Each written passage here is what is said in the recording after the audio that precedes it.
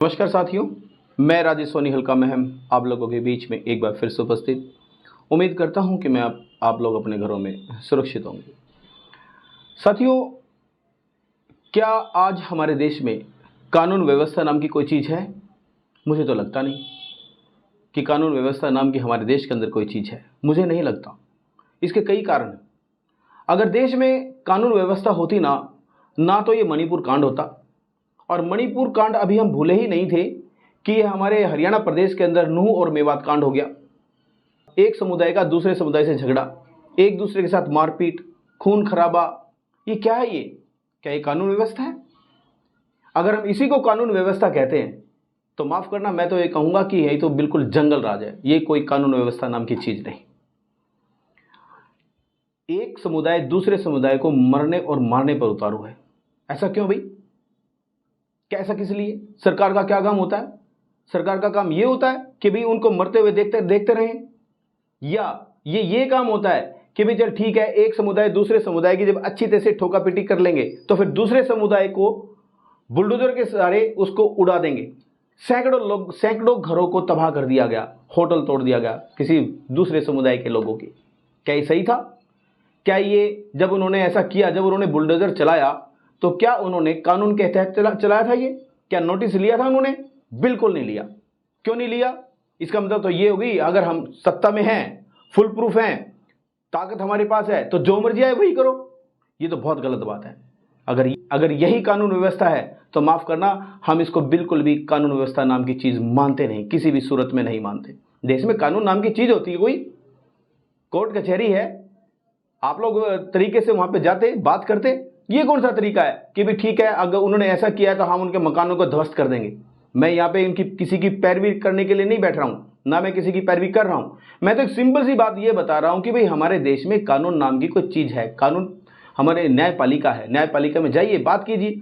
ये होता है। ये थोड़ी है कि अगर आपको फुल प्रूफ हमने बिठा दिया है तो इसका मतलब आप जो दिल में आएंगे वही करेंगे। ऐसा बिल्कुल भी नहीं होना चाहिए। ये तो कोई तरीका ही नहीं। आप लोगों को मैं बताता हूं, आप लोगों को, मेरे साथियों, क्योंकि अब ये सारी चीजें 2024 की हो रही हैं। अब इलेक्शन आ गया है, आप देखना, पता नहीं किस किस के कहां पर क्या क्या मौतें होंगी, किस किस को बलिदान देना पड़ेगा, कौन कौन मरेगा, कौन कौन जिएगा, पता ही नहीं इस चीज का। डिवाइड एंड रूल अंग्रेजों ने क्या किया था? यही तो किया था कि भाई फूट डालो और राज करो, एक समुदाय के दूसरे समुदाय से लड़वा देना और अपना फायदा उठा लेना। वर्तमान सरकार कर क्या रही है? यही ही तो कर रही है, और कुछ कर ही नहीं रही। सिंहासन चाहिए किसी भी सूरत में, कितने ही मरो, कितने ही जियो, क्या होगा? 10 20 50 100 मर गए तो क्या होगा? मरने दो, मुआवजा दे देंगे यार। मुआवजा कौन सा घर से ही देना है? सरकारी खजाने से तो देना है यार। कमाल है, मरने दो जितने मरे, मगर सिंहासन चाहिए, हर हालत में सिंहासन चाहिए। ये टेंडेंसी हो चुकी है हमारे वर्तमान देश के नेताओं की। मेरे प्यारे भाइयों और बहनों, आप लोगों को समझना होगा, आप लोगों को देखना होगा, देश हित में जो नेता सोचे सिर्फ उसी नेता को ही वोट देकर सिंहासन पर बिठाना है। अदरवाइज बिल्कुल भी नहीं बिठाना है, किसी भी सूरत में नहीं बिठाना है। ये तो मैं कहूँगा भला हो हाई कोर्ट का, जो उन्होंने संज्ञान में लिया कि भाई ऐसे ऐसे विशेष समुदाय के लोगों की सारी संपत्ति को तोड़ा जा रहा है। उन्होंने आदेश दिया, तब जाके वहाँ पर रोकथाम हुई है। अदरवाइज तो ये मान के चलना कि बिल्कुल बेड़ा गर्क हो गया था वहाँ का। और दूसरी बात, इतना बड़ा जब ये कांड हुआ है तो क्या हमारे देश के अंदर खुफिया एजेंसी नहीं होती? क्या कर रही थी भाई? वो क्या कर रही थी खुफिया एजेंसी? अगर कुछ कर ही नहीं रही थी तो क्यों खाम हम इतने लाखों करोड़ों रुपए तनख्वाह दे करके ये सांड पाड़ रखे हमने? क्या जरूरत है? और इन्होंने अगर आपको खबर दे रखी थी तो फिर आप लोगों ने एक्शन क्यों नहीं लिया इतना बड़ा कांड होने से पहले? कहीं ऐसा तो नहीं कि सरकार की ही सोची समझी साजिश हो? बू आ रही है, हल्की हल्की लग रहा है कि सारी साजिश सरकार की ही है। क्योंकि जैसे जैसे इलेक्शन से नज़दीक आते जाएंगे, भाई काम तो इन्होंने कुछ किया नहीं, ना ही तो रोजगार दिए, ना ही कुछ और काम किया। अब मुद्दा क्या है? मुद्दा तो कुछ है ही नहीं।